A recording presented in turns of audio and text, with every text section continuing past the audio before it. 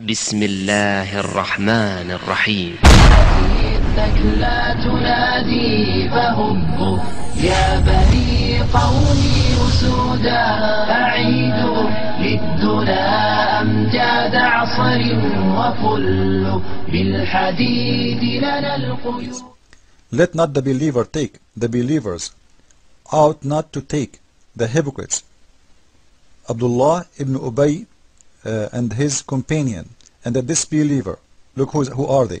The Jewish, for their friends, so as to become mighty and honorable in preference to the believers who are sincere, whose those that seeking might and honor by taking the hypocrites and the disbelievers. And the same verse taken clearly about not to take the Christians and the Jew as a friend, because if you do so, Allah will take His mercy and His protection and your honor even, which means you will be killed. You cannot do it.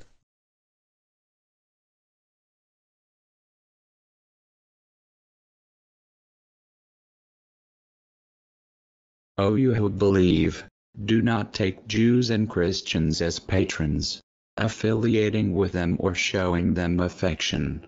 They are patrons of each other, being united in disbelief. Whoever amongst you affiliates with them, he is one of them, counted with them. God does not guide the folk who do wrong, by affiliating with disbelievers.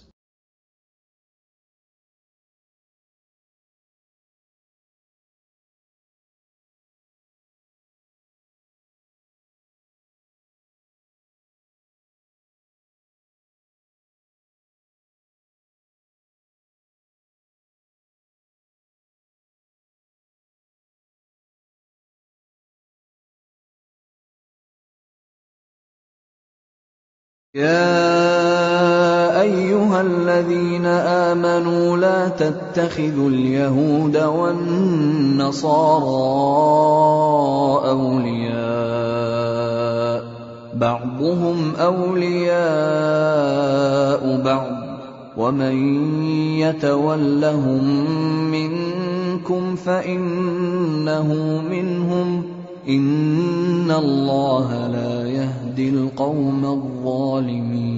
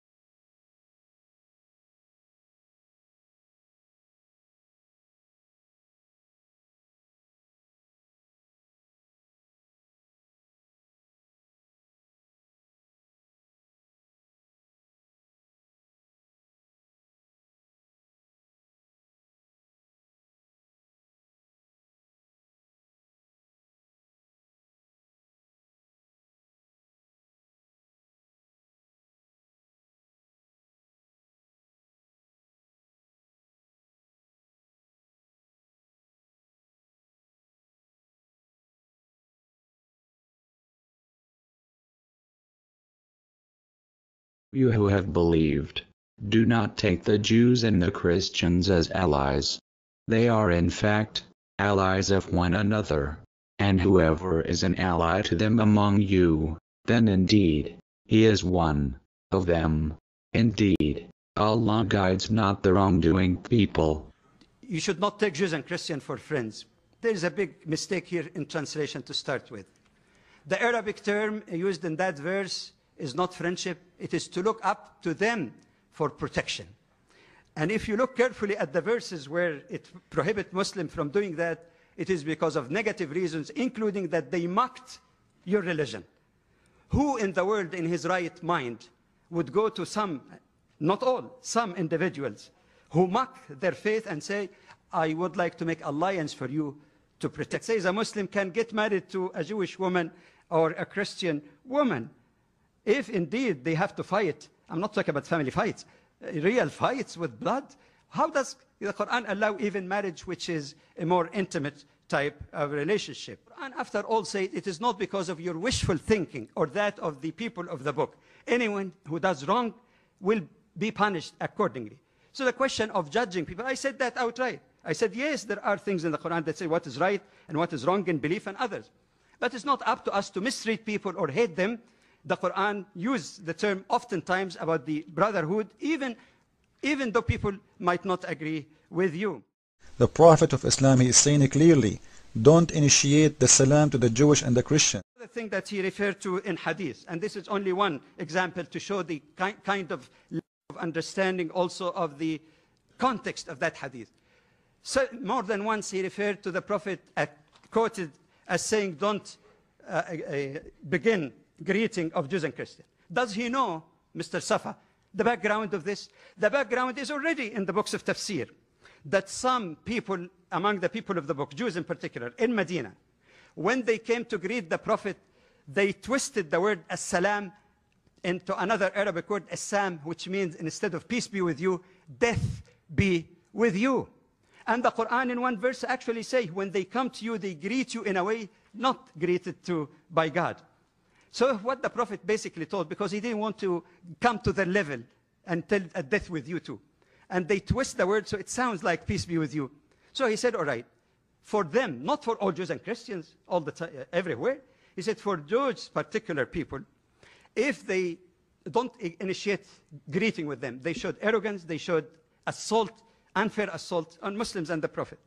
But if they greet you, say on you too. So if they say peace be with you, you're saying you too. If they say death be with you, you're saying you too. So you're not trying to just dealing with them on a level ground.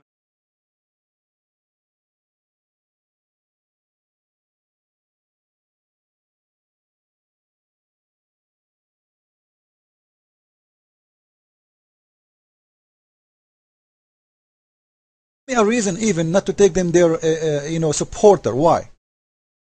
Jews insult Jesus in the Talmud and slander his mother.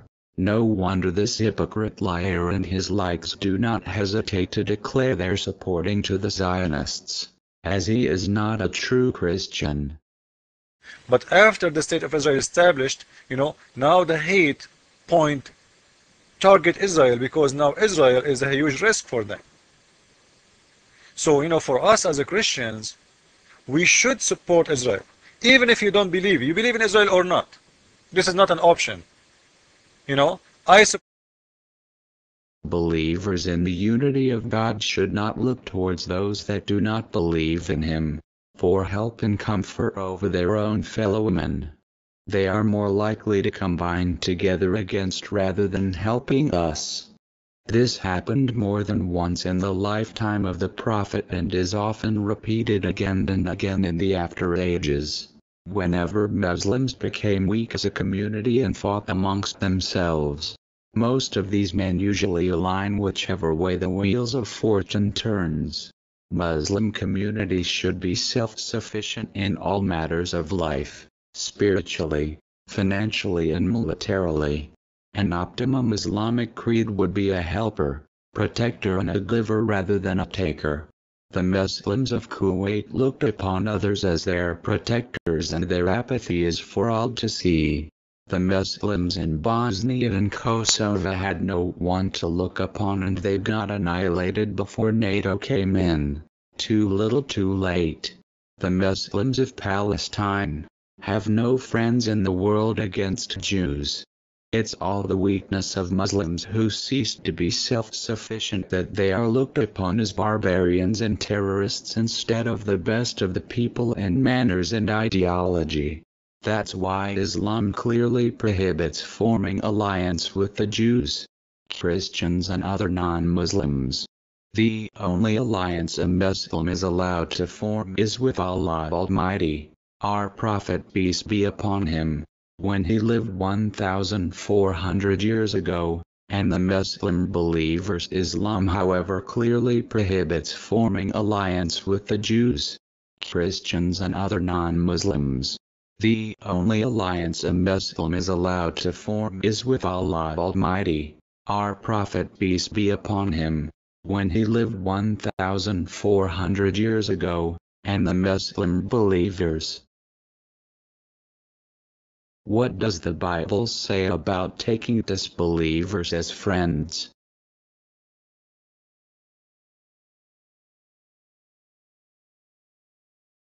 Do not be unequally yoked with unbelievers. For what partnership has righteousness with lawlessness? Or what fellowship has light with darkness? What accord has Christ with Belial? Or what portion does a believer share with an unbeliever? If anyone comes to you and does not bring this teaching, do not receive him into your house or give him any greeting, for whoever greets him takes part in his wicked works.